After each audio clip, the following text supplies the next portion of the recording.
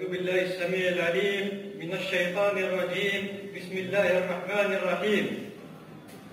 الحمد لله حمدا يوافي النعم ويكافئ مزيده، وأشهد أن لا إله إلا الله وحده لا شريك له، له الملك وله الحمد حي لا يموت، يا من يجيب دعاء المضطر بالظلم، ويا كاشف الضر والبلوى مع السقم.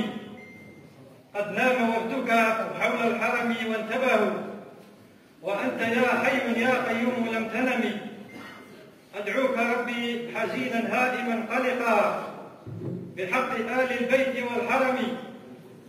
إن كان جودك لا يرجوه ذو سمه، فمن يجود على العاصين بالكرم. وأشهد أن سيدنا وإمامنا وقدوتنا وحبيبنا محمدا بن عبد الله، اللهم صل وسلم وزد وبارك على سيدنا وحبيبنا محمد صلى الله عليه وسلم وعلى آله وصحبه أجمعين. أما بعد، السيدات الفضليات، السادة الأفاضل، أحييكم بتحية الإسلام ألا وهي السلام عليكم.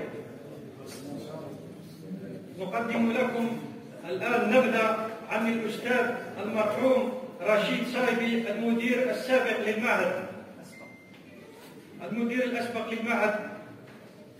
مولده ونشأته: ولد رشيد صايبي يوم 22 أكتوبر 1955 بقرية حورة بلدية ودائرة بوزقل، ونشأ في أحضان أسرة محافظة، حيث كان أبوه الشيخ الحسين إماما مثل غالبية أفراد أسرته، وجده من أمه العالم الجليل السعيد اليجري الزواوي، أحد مؤسسي جمعية علماء المسلمين الجزائرية. دراسته: تلقى تعليمه الأولي بمسجد القرية مثل أبناء قريته وأقرانه، ثم التحق بالمدرسة الابتدائية للقرية إلى غاية حصوله على شهادة التعليم الابتدائي، وبعدها انتقل إلى المتوسطة بجامعة السهاريج بلدية مقلع، والتعليم الثانوي شيهاني بشير العريقة بعزازقة. نشاطه وأعماله: وبعد حصوله على شهادة البكالوريا سنة 1976 واصل دراسته العليا بجامعة الجزائر في إحدى أكبر المدارس العليا الوطنية، وهي المدرسة العليا للإدارة، ومنها تخرج بشهادة ليسانس في علوم الإدارة تخصص إدارة عامة بسنة 1982. وبعد هذه الشهادة خاض المجرى في العمل، وبعدها مباشرة اختار العمل في قطاع الشؤون الدينية والأوقاف نتيجة تأثره بالبيئة الدينية التي نشأ فيها، فتم توظيفه في وزارة الشؤون الدينية والأوقاف بتاريخ 10 جوان 1982.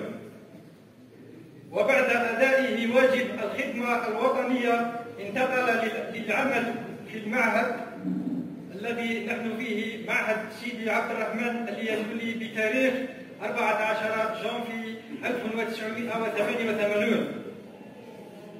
وفي 31 أوت 1991 تم تعيينه كنائب مدير للإدارة والوسائل إلى غاية 1995، حيث عين مديرا للمعهد إلى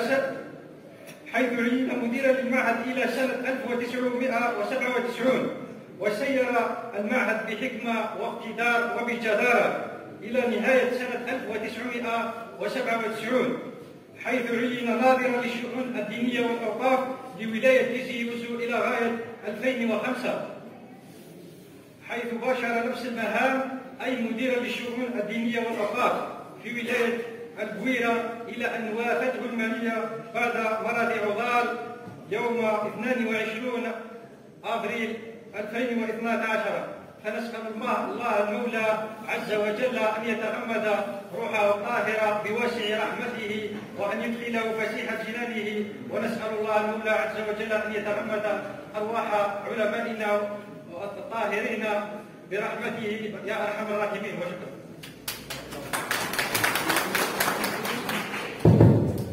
هذه